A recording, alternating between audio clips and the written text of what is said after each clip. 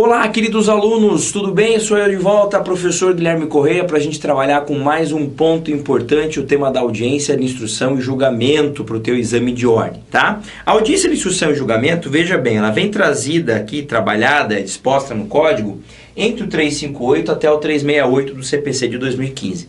E por que eu acho interessante você estudar a audiência de instrução e julgamento depois que você entende as provas? Porque a audiência de instrução e julgamento é o momento final, digamos assim, o fechamento das provas, e não antes. Então, apesar de estar no código antes da produção de prova, não faz muito sentido você saber o que é audiência de instrução e julgamento e não ter nem ideia do que é depoimento pessoal, que vai ocorrer nessa audiência, e não ter nem ideia do que é prova testemunhal, que também vai ocorrer nessa audiência. Por isso a necessidade de primeiro estudar bem a questão das provas para depois adentrar na audiência de instrução e julgamento. Então, a primeira coisa é entender o conceito e a necessidade, tá? O nome ajuda muito, audiência de instrução. Instrução é o quê? É a produção de provas. Então, é uma audiência destinada à produção de provas e também, se possível for, julgar a causa. Agora, quando é que eu vou ter essa audiência? Toda causa precisa ser julgada, professor, concordo com você. Então, em toda causa eu vou ter essa audiência? Não. Essa audiência só vai ser realizada quando for necessária a produção de prova oral. Olha lá, ó.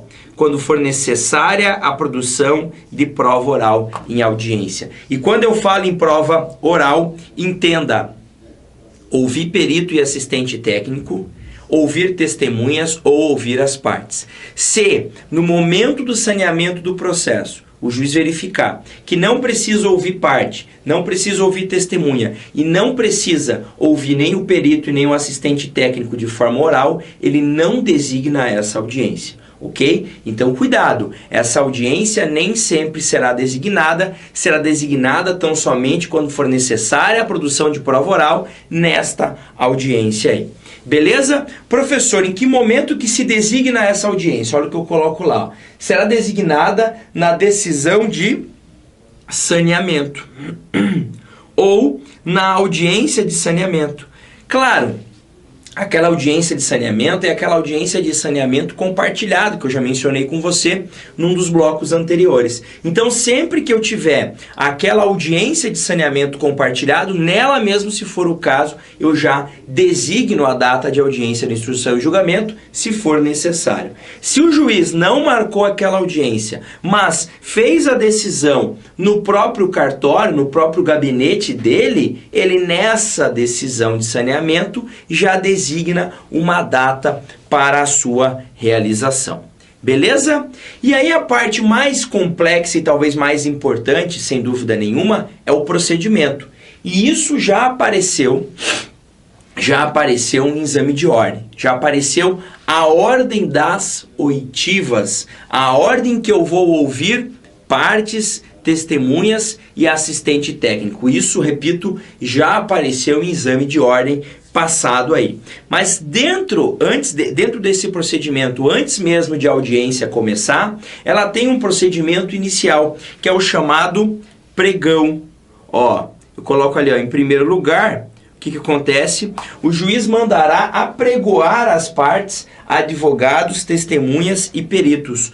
O ato de apregoar é justamente fazer o pregão. É chegar ali no átrio do fórum, abre a portinha da sala do gabinete do juiz, da sala da audiência, e diz: olá, boa tarde, audiência das 14 horas entre parte tal, parte tal. Fulano tá aí, ciclano tá aqui, advogado tá ali, perito, testemunha. Ou seja, verificam-se todos os presentes, faz o pregão, chama todo mundo e leva dentro para a audiência de conciliação, audiência de instrução, desculpem. É claro que testemunhas não vão ser ouvidas ainda, calma, peritos não. Quem faz o pregão simplesmente vai saber, vai se certificar de quem está presente no ato. E aí leva partes e advogados para a audiência. Tá, professor, mas primeiro não houve autor, depois houve réu? Calma. Antes de tudo, apesar de o nome não mencionar que o socorra, esta audiência também haverá uma tentativa de conciliação das partes. Então, olha lá o segundo ato. Aberta a audiência, o primeiro ato é a tentativa de conciliação das partes. Por que isso? Porque lá nos deveres do juiz no processo civil, um dos deveres do juiz é, a qualquer tempo, tentar conciliar as partes. E o próprio dispositivo vai dizer, 359, instalada a audiência, o juiz tentará conciliar as partes, independentemente do emprego anterior de outros métodos de solução consensual de conflitos, como eventualmente mediação até arbitragem.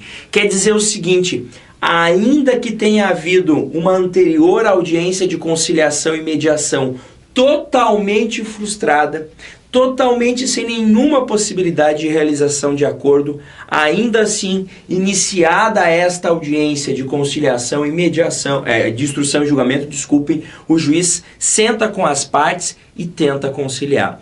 Porque veja o tempo que ele ganha. Se ele conseguir conciliar aqui, não tem oitiva de ninguém, não tem produção de prova, ele não precisa fazer uma sentença mais elaborada, basta ele homologar o acordo que foi feito pelas partes. Tá, agora professor, não rolou acordo, não teve conciliação, as partes não estão dispostas a conciliar, o juiz tentou usar técnicas conciliatórias que não foram suficientes para se chegar à conciliação nesse caso aqui. O que é que o juiz faz agora? Qual é o segundo passo que esse juiz deve tomar nesta audiência, considerando que ele não conseguiu realizar o acordo? Olha lá, nós teremos as oitivas, ou seja, os depoimentos. E aqui cuidado, tá? Há uma ordem preferencial. Pode haver alteração dessa ordem? Claro que pode, se houver o consenso de todos. Não é comum essa alteração, mas ela pode ocorrer. Então, de preferência, a gente vai ouvir nesta ordem. E isso já caiu em exame de ordem. Invertia essa ordem aqui. E cuidado para você não errar. É natural que você erre pelo seguinte: a gente esquece do perito e do assistente técnico. Eles são os primeiros a serem ouvidos. Depois eu ouço autor e réu e só por fim testemunhas. Então, primeiro perito e assistente, depois autor e réu e só no final as testemunhas, tá? Primeiro as indicadas pelo autor e depois as indicadas pelo réu. Agora, por que eu digo que a gente erra? Porque na prática é muito comum que o perito e os assistentes técnicos tenham se manifestado por escrito. Não tem a manifestação deles na audiência. Porque para que eles vão à audiência, eu tenho que fazer um requerimento específico para que eles prestem esclarecimentos em audiência. E muitas vezes não se faz isso e esses esclarecimentos são prestados por escrito, por meio de petição, nos próprios autos. Então, normalmente, numa audiência, o perito e o assistente não comparecem. E aí você já começa ouvindo o autor e depois o réu. E aí, quando a prova te pergunta quem é ouvido primeiro, você acha que é autor e réu. A OAB tinha uma alternativa, que era autor, réu, testemunhas e, por último, perito. Muita gente marcou essa. A correta é essa. Então, lembre-se que apesar de ser possível a alteração dessa ordem, eu tenho que saber qual é a ordem que eventualmente pode ser alterada. Beleza? Então, ouvi todo mundo. Se tinha perito, ouvi. Se não tinha, pulei direto para o autor. Ah, não tem depoimento do autor, só do réu. Então, eu vou direto no réu. Ouvi as testemunhas, ou seja, encerrada a instrução. Nesse momento, o que acontece? Abertura de prazo para alegações finais, tá? Em regra, ela é feita de forma oral. O que são as alegações finais? É o momento em que os advogados das partes vão convencer o juiz pela última vez. Então, eles vão convencer o juiz da tese que eles trouxeram, agora já com as provas produzidas. Então, eu tenho prova produzida, tenho a minha tese inicial, tenho prova produzida. Agora eu vou fazer o que? Relacionar isso. Dizer, ó juiz, eu afirmei que ele furou o sinal vermelho, tanto que foi confirmado pela testemunha 2. A parte, no momento, se ficou nervosa e não conseguiu responder, gerando confissão, por exemplo. É o momento final que eu tenho para convencer o magistrado. Isso tudo no COGO, de forma oral, tá? Qual o prazo? 20 minutos para cada parte, com possibilidade de prorrogação de 10 minutos. E aí, uma observação bem interessante aqui, ó, que se cair em prova, todo mundo erra, você vai acertar, tá? Olha lá. Em caso de litisconsorte ou intervenção de terceiro, o prazo será de 30 minutos, divididos entre os do mesmo grupo, salvo convenção em contrário. Então vamos lá. A lei vai dizer o seguinte, prazo é de 20, prorrogável por mais 10. Se eu tiver 3 autores, por exemplo, tá? A lei diz que eu pego o prazo original de 20 e somo ao da prorrogação, que é 10. Então vira 30. 20 mais 10, 30. Eu pego esses 30 e divido entre os 3 autores. 10 para cada um. Agora, pode ser que tenha um advogado de um autor que diga, eu não falo bem, eu tenho vergonha, tal, eu me sinto muito constrangido, eu cedo os meus 10 minutos, se vocês dois quiserem falar 15, à vontade. Pode, sem problema nenhum. É que se não tiver acordo entre os advogados das partes, que estão no mesmo polo da relação, aí sim divide-se de forma igualitária o tempo. Professor, se forem 6 autores, 5 minutos para cada um, salvo uma convenção em contrário. Tá? Então, repito, a redação da lei diz que eu somo o prazo originário de 20 com o prazo da prorrogação de 10. Isso tudo dá 30 e divido entre os membros do mesmo grupo, salvo se houver alguma convenção dizendo que a divisão vai ser diferente. Tá? Agora, uma questão que sempre surge. Professor, eu não falo bem e tenho vergonha de falar. Eu posso solicitar ao juiz para apresentar as minhas alegações finais de forma escrita, né, aquilo que a gente chama de memoriais escritos? Não. Você não tem esse direito. Claro, o direito de pedir você tem. O que eu quero dizer é que você não tem o direito de apresentar de forma escrita. Você até pode pedir para apresentar de forma escrita, mas não quer dizer que você vai conseguir. E o juiz não é obrigado a conceder esse prazo para você. O que o juiz, segundo a lei, deve fazer é o seguinte: se a questão for complexa, olha lá o que diz a lei, ele poderá substituir as alegações finais por memoriais, né, de forma escrita, no prazo sucessivo de 15 dias. O que é sucessivo? 15 dias para o autor, encerrou os 15 dias para o autor, abre os 15 dias para o réu. Tá? Agora, isso é a critério do juiz, porque é quando ele entender que a causa é complexa. Ué, quem vai entender que a causa é complexa ou não é ele. Então, por isso que eu digo, é uma prerrogativa do magistrado escolher, tá? Escolher se vai determinar a apresentação de forma escrita ou se vai manter, como a regra geral, a apresentação de forma oral. Beleza? E aí, encerrados os debates, é o momento do juiz proferir a sentença, que pode ser na própria audiência ou num prazo de 30 dias. Importante lembrar que esse prazo do juiz para sentenciar é um prazo impróprio. Quando eu falo em prazo impróprio, eu estou falando em prazo não preclusivo, ou seja, aquele prazo que não gera a perda do direito da parte de realizar aquele ato. Quer dizer o quê? Se o juiz não sentenciar em 30, não quer dizer que ele perdeu o direito de sentenciar nesse caso aqui. Beleza? E para a gente fechar, algumas observações importantes sobre a audiência, iniciando pelo tal chamado poder de polícia do juiz durante a audiência de instrução. Olha o que diz o artigo 360. O juiz exerce o poder de polícia incumbindo-lhe, e aí atribuições do juiz, a gente vai dar uma olhadinha nisso. Manter a ordem e o decoro na audiência, claro, aquela questão do respeito, né? É um ato formal, não precisa ser revestido de tanta formalidade assim, mas claro que tem que ser respeitoso, né? Então vamos imaginar que existam lá advogados se xingando, o juiz tem que controlar, se for o caso até pedir auxílio de força policial se sentir que os ânimos se exaltaram muito. Tem muitos estudantes assistindo à audiência, por exemplo, ela é pública, mas muita conversa, o juiz tem que parar, olha, por favor, vamos silenciar aí que nós temos que realizar o ato e por aí vai, tá? Ordenar que se retirem da sala de audiência os que se comportarem inconvenientemente, é o que eu falei. Uma vez eu fui numa audiência e tinha alguns alunos meus, tá? Professor, a gente queria assistir uma audiência, a gente pode assistir? Eu falei, fique à vontade.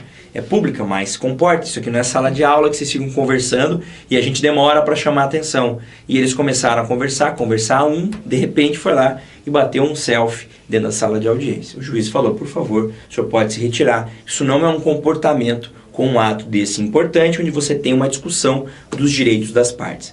O menino ficou super ofendido, outro dia falou, nossa, achei desrespeitoso. Eu falei, desrespeitoso foi você com o magistrado, comigo, com o colega advogado e com as partes do processo, que não estavam ali brincando para você ficar fazendo selfie em audiência, tá? Então, é dever do juiz fazer sim e pode fazê-lo, tá? Requisitar, como eu já disse, quando necessário, força policial. O 4, nem precisaria, né? Tratar com urbanidade as partes, os advogados, os membros do MP e da Defensoria Pública e qualquer pessoa que esteja lá. É evidente que eu não preciso dizer que é um dever ser educado com as pessoas, né? Mas o código preferiu dizer, tá?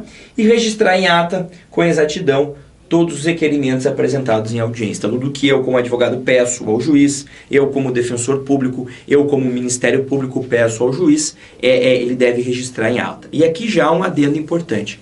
Professor, você falou em Ministério Público. O Ministério Público participa das audiências? Sim, nos casos de sua intervenção obrigatória, só ou quando ele for parte no processo. Então, naquelas hipóteses lá do artigo 178 do Código, onde a gente tem a intervenção obrigatória do Ministério Público, por exemplo, uma ação de guarda de criança, né, onde eu tenho interesse de incapaz, o MP tem que estar no processo. Ele vai ter que também participar dessa audiência, ok?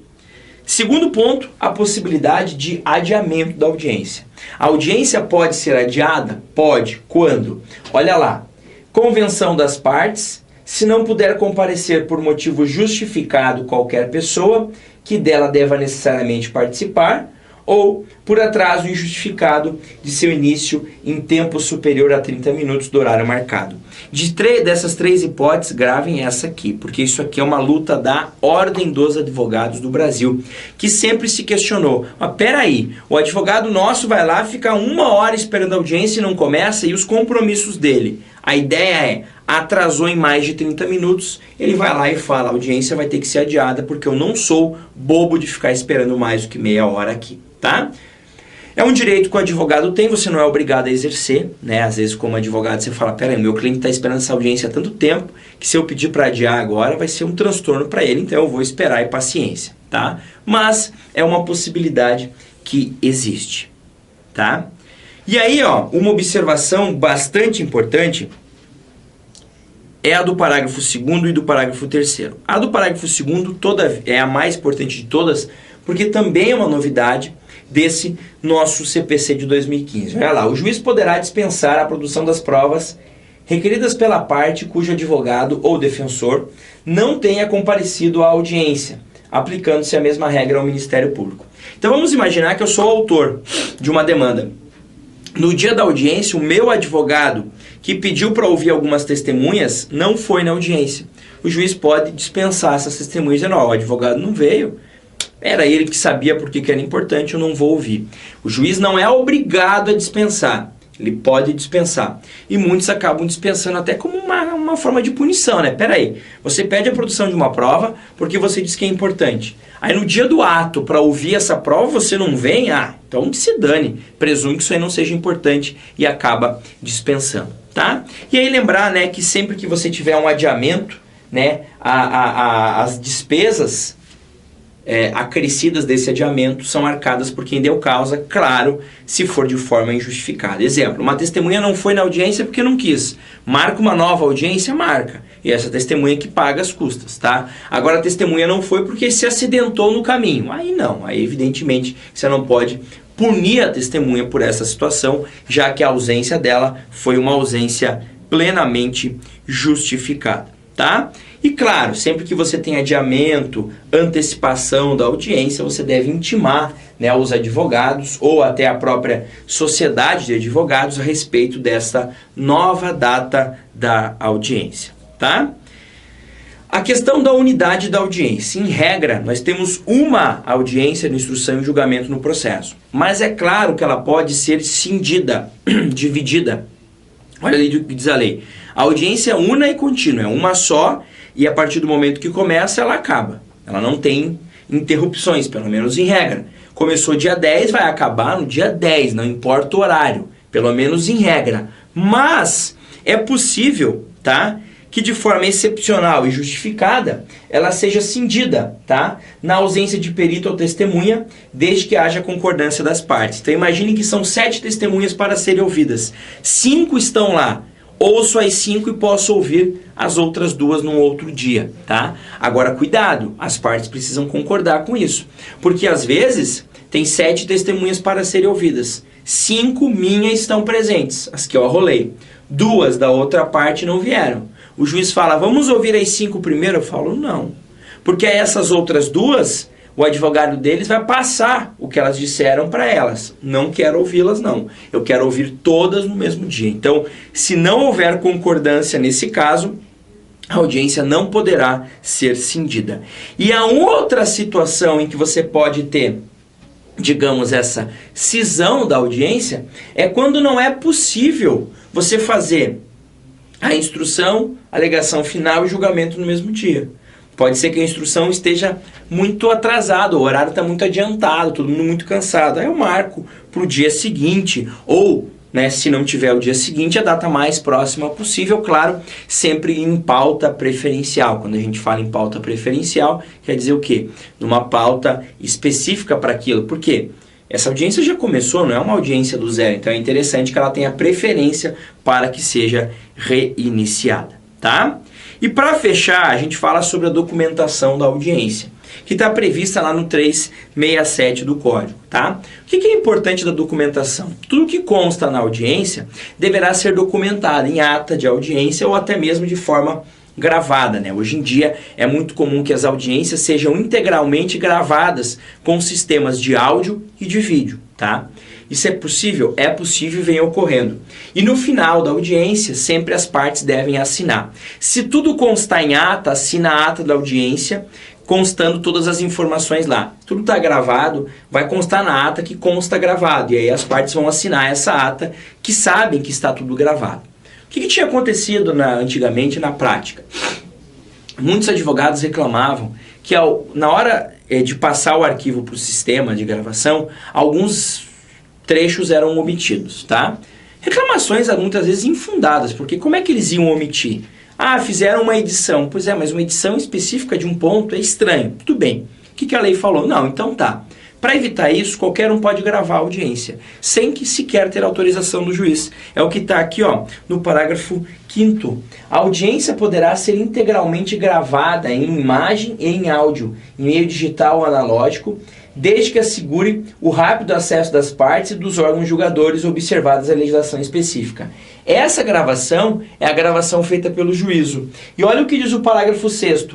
Essa gravação também pode ser realizada diretamente por qualquer das partes, independente de autorização judicial. Então, gravação pelas partes, independente de autorização judicial. Eu não sei se você lembra, mas teve um episódio em que, num dos processos da Lava Jato, houve a gravação da audiência por meio de um advogado, e isso circulou na internet. E o juiz Sérgio Moro ficou bravo, tá? Sem querer entrar aqui em aspectos processuais penais, sem querer entrar no mérito da operação, sem querer entrar no mérito da atuação do juiz Sérgio Moro, não nos interessa aqui. Nesse aspecto ele está errado, porque o Código de Processo Civil, sem dúvida nenhuma, aplica-se aqui de forma subsidiária ao CPP. E como não havia segredo de justiça no processo, não havia problema nenhum em ter essa gravação. Ele disse, ele gravou sem minha autorização. O Código permite essa gravação sem autorização judicial aqui. Beleza? Tranquilo? Sobre audiência de instrução e julgamento, era isso que eu queria falar com você. Eu te convido, como audiência de instrução e julgamento, já falamos sobre prova, falta falar agora sobre julgamento, sobre a sentença. Então eu te convido, logo em seguida, se possível, você assistir o bloco da aula aí dedicado às sentenças. Um grande abraço, bons estudos e até mais.